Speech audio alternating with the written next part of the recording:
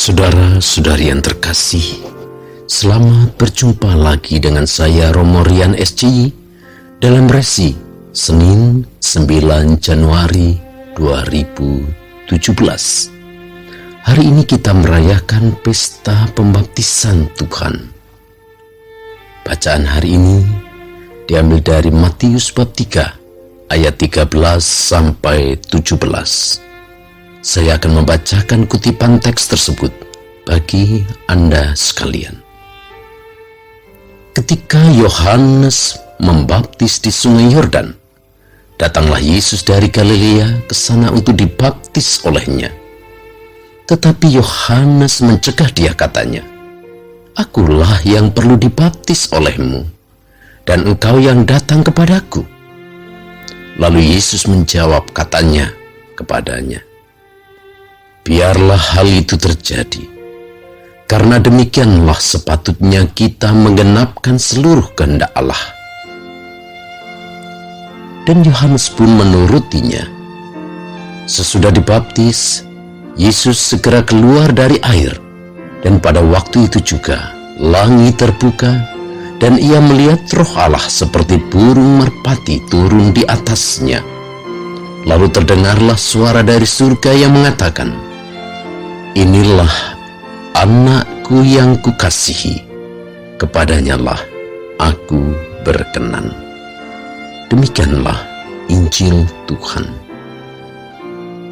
Saudara-saudariku yang terkasih, secara khusus hari ini kita merayakan pesta pembaptisan Tuhan Yesus. Kita tahu bahwa baptisan yang kita terima membersihkan kita semua dari dosa, termasuk dosa asal. Mengapa Yesus rela dibaptis, padahal dia tidak memiliki dosa? Maka Yohanes mencegah ketika Yesus minta dibaptis.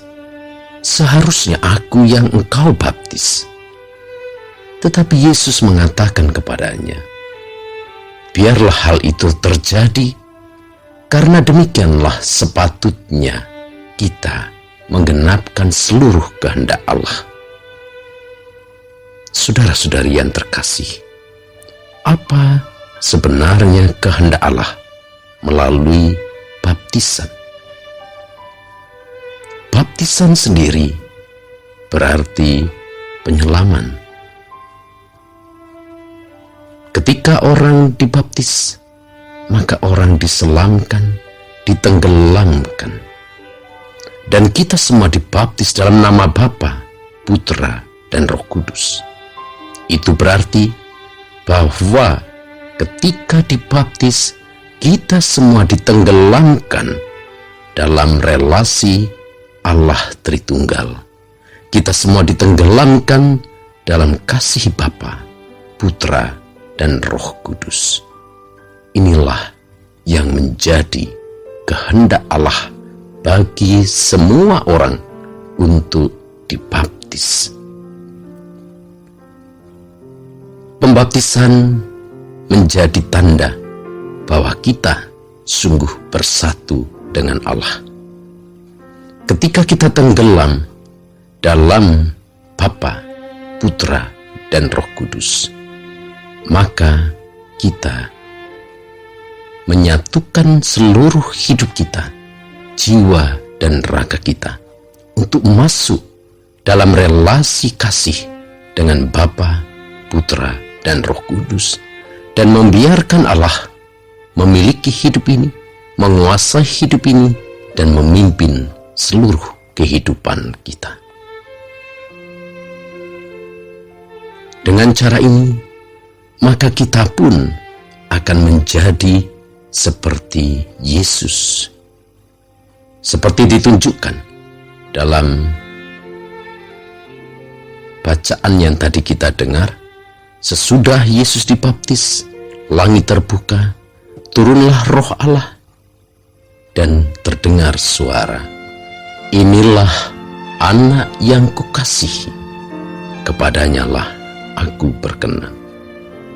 Saudara-saudari yang terkasih, melalui pembaptisan yang berarti melalui penenggelaman hidup kita pada kesatuan dengan Bapa, Putra, dan Roh Kudus, kita semua telah diangkat menjadi anak-anak Allah.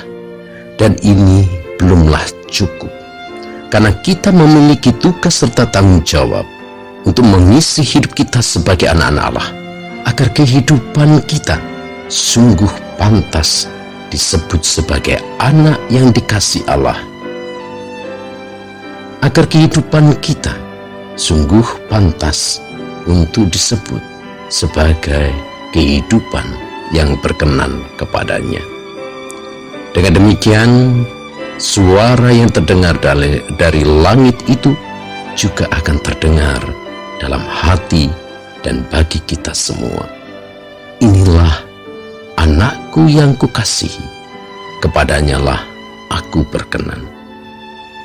Suara ini akan muncul, akan terdengar bukan karena baptisan yang kita terima, tapi karena penghayatan hidup kita setelah kita ditenggelamkan, setelah kita dibaptis dalam kesatuan dengan Bapa, Putra, dan Roh Kudus, dan kita menghayati seluruh kesatuan itu dalam setiap perjuangan hidup kita.